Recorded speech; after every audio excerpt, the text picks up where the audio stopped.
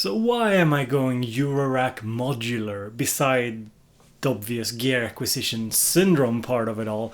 Well, that's the topic for this video. So welcome to the first episode of Eurorack with Bo.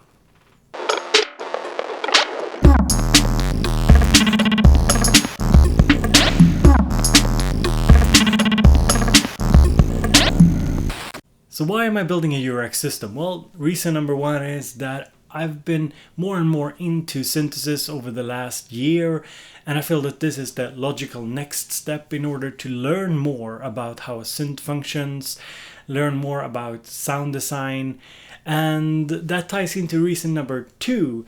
I enjoy teaching about synths, about music production, and I feel that this can be a great opportunity to make a series where I sort of take you through the process of building a Eurorack synth. Now, it's not going to be this super structured series. There are some other great ones, I'll link a couple below, that are more super structured, maybe 1, 2, 3 episodes, going over all the basics. My series will be a lot more about documenting my journey, my experiences, and also, of course, conveying knowledge about Eurorack synths. But I won't go into it as some kind of expert, because I'm definitely not. I'm more an enthusiast, and I want to try it out. And I think that putting that into a couple of videos over this year will be a lot of fun. So don't worry, I'm not turning this into a Eurorack channel. I will do a video now and then, depending on when I got new modules. Hopefully I can get some sponsored modules, so I could do an episode every month or something like that. That would be a lot of fun. Now on to reason number 3, which is that I enjoy Lego. Did that make sense? I enjoy Lego, and I'm not the kind of guy that goes into Lego looking at the manual, building whatever I'm supposed to build with the pieces I bought. When I was a kid, I just put all the pieces in a big pile and I made whatever, castles, spaceships, all from my own mind. I didn't really enjoy following like the blueprint, I suppose that's the correct word. And this is a perspective that I will bring with me into Eurorack, because Eurorack for me is a lot about fitting different pieces together and creating totally new and different types of synths or effect racks. And I think this can be a lot of fun. And reason number 4 is the artistic reason. I'm very interested in seeing what Eurorack will do to my music making process. Will I create just fart noises and blippity blops? Or will I actually create something that has kind of an artistic value, songs of some kind? I'm not sure. And this is exciting to me. I've been making music for many years and tried very different approaches. And this is an approach I haven't tried. So I'm looking forward to see what kind of artistic output this leads to, if any. Or if it's just, a gear collecting hobby. I'm not sure.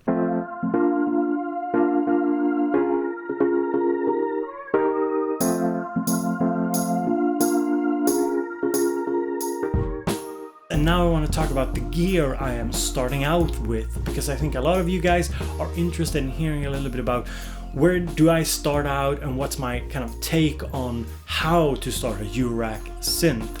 So let's have a look at the gear. Now pretty much the first thing you have to choose when you're starting out with a Eurorack is what case you want. Now I would advise to get something at least as big as this. This is the 6U Arturia Rack Brute. There's a 3U version, but I think that's something you will grow out of really quickly.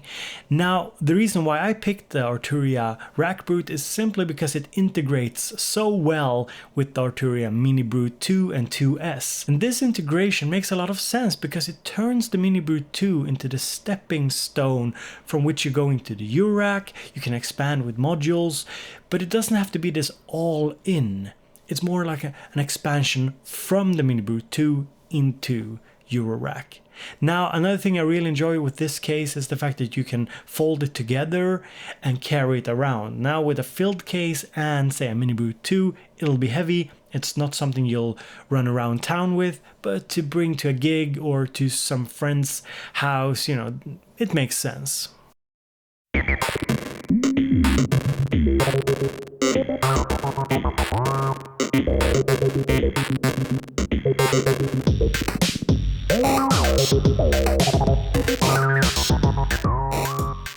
Getting a semi-modular synth like the Mother 32 is a great way to start out your Eurorack, and the reason is simply that you're paying a lot less for multiple functions. So I'm using the Mother 32 as a starting point in my rig, and there are some highlights with the Mother 32. For example, you have a sequencer on it. You do have a MIDI input that you can use to control other sources over a CV, and you have a great deal of functionality on the Mother 32's patch bay itself. The highlights is that you have the LFO, where you have both the rate and the outputs of the LFO that you can use, and you have a multiplier that multiplies signals, and you have a little mixer section. So that's just some of the highlights. And I'm going to do a separate episode where I rack mount the Mother 32.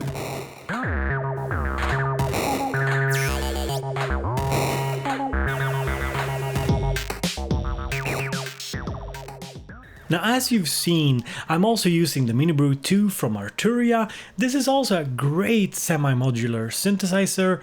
It does offer a little bit more utility than the Mother 32 in the patch bay section. For example, you have a pretty extensive mixer section. You have the possibility to output 2 LFOs or 3 if you use the second oscillator. And you can also do some attenuation. And I will also do a separate episode on attenuation because that's pretty important as well. But all in all, the Mini Brew 2 makes sense as a starting point because you have the MIDI input, so you can, for example, hook it up to a Digitact like I will do, and you can use the onboard sequencer, a keystep-like sequencer, to sequence stuff as well. And if you want to go deeper, get the Mini Brew 2S, which has a much more deeper sequencer, and I think it fits Eurorack a little bit better.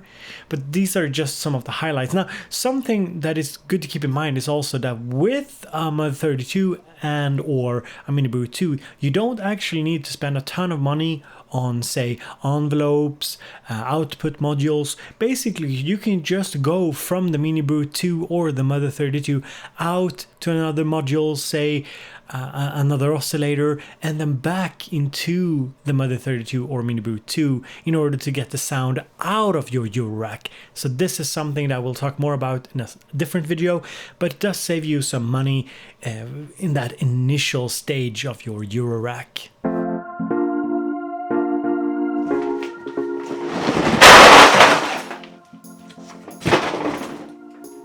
So as you know, you need a lot of cables for your Eurorack. Without the cables, you can't really do anything. The modules are just sitting there. So I'm happy to say that HOSA are actually sponsoring this series with cables, which is really, really nice. Thank you so much for that. I really dig their pastel colored ones.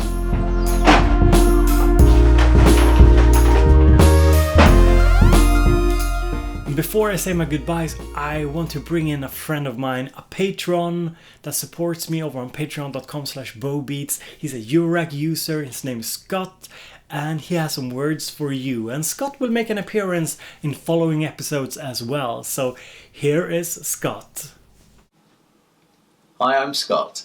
My thought for today, Eurorack addiction is real. Now, I can vouch for this from personal experience.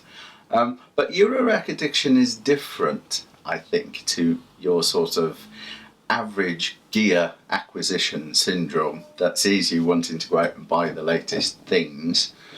With Eurorack, I think the addiction is based to some extent on need, because one module on its own will do nothing. So you need several modules to get a sound, and several modules more probably to finesse that sound to the way that you want it to be.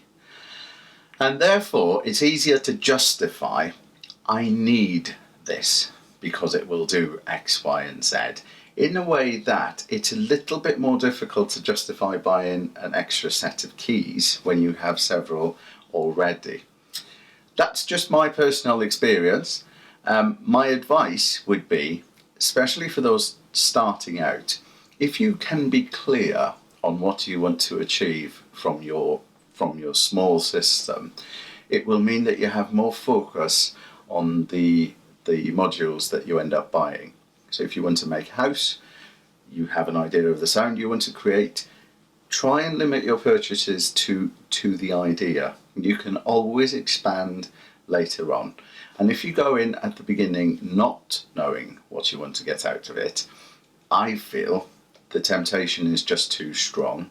The risk is that you head in a lot of different directions, and you might end up being able to do lots of things sort of averagely, rather than focusing on something and doing one thing very well. So thank you so much for watching this first episode of Eurorack with Bo. There will be a new episode soon. I just got my first module and I'm excited to try it out. So next episode we'll have more of more sound demos and more of explorations with that new module. So stay tuned for that. And hit the like button if you enjoyed this content. Consider subscribing, and if you want to support the channel and what I do here more, go over to patreon.com/bobeats.